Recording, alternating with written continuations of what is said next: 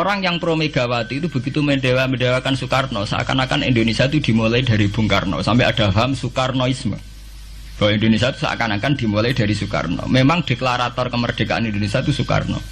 Tapi umat Islam atau partai-partai Islam itu tidak kecil hati.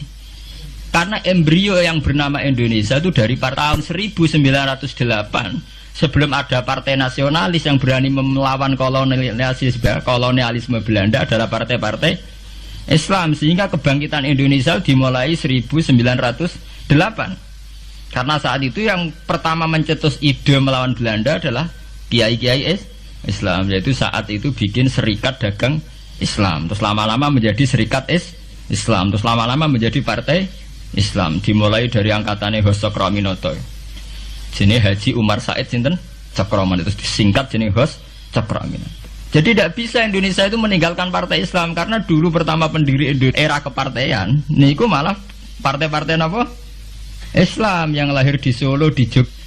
Bahkan sebelum ada negara yang bernama Indonesia, itu ada negara yang bernama Demak Bintoro, ada Demak Ngayogja napa? Karto. Itu semua negeri napa? Islam. Ya, paham? Sehingga secara kesejarahan kita tidak kalah sama tuanya Soekarnoisme atau partai PNI. Dan sampai kan kita ini kan kayak dinabubukkan seakan-akan Indonesia itu dimulai dari Soekarno. Sehingga nak wani Pak Karno itu koyok-koyok itu kita anti Indonesia.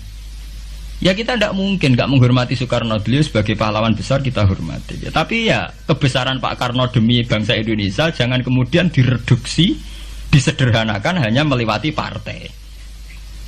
Ya itu kan namanya pekerdilan. Tentu Pak Karno bikin negara ini ya untuk semua bangsa, bukan untuk PDIP saja, bukan untuk partai-partai marhainisme saja, juga bukan untuk partai-partai yang berfaham Soekarnoisme saja. Ya sama, tapi kita juga adil, sebagai kiai juga adil.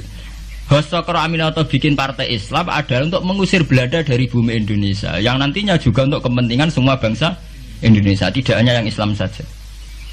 Ya kita adil, sama-sama adil. Saat nasionalisme ya tidak mengurangi keagamaan, saat keagamaan tidak mengurangi nasionalis. Tapi itu tadi kemudian ini dikerdilkan secara politik. Di sawangannya nak wis duwete Pak Hasim Mbak Mega nasionalis religius iki sudah ditren. Wangger duet senengane pasangan nasionalis sampai apa nak nasionalis terus wajib sholat? Apa nak religius terus gak wajib nasional? Sebetulnya itu kan wajib. Apa kena orang Indonesia terus wajib sholat hanya karena atas nama nasionalisme? Apa nak wis kiai terus wajib bayar pajak? Itu kan pengkerdilan, proses pembohongan, pembohongan secara publik.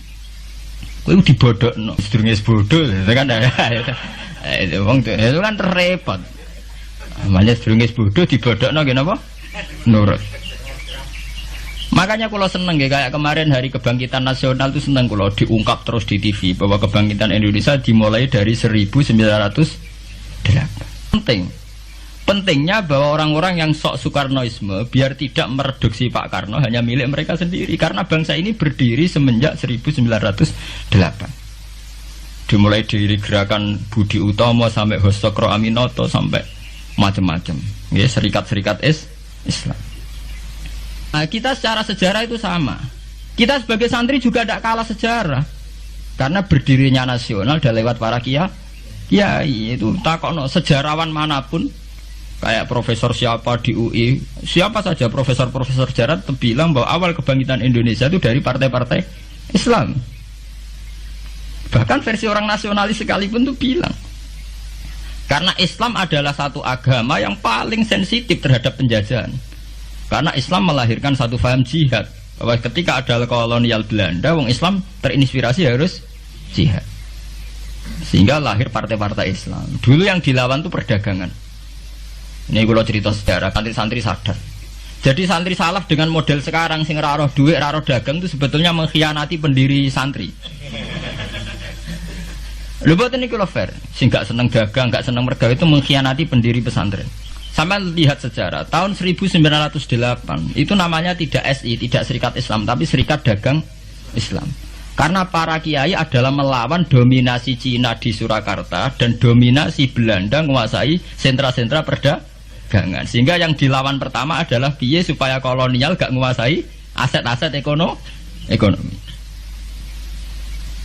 Sama takokno sejarah cek versi kiai, cek versi buku, asal gak versi klenek. Itu pertama yang dilawan para ulama adalah penguasaan aset ekonomi oleh Cina dan Belanda, sehingga mereka bikin serikat dagang Islam.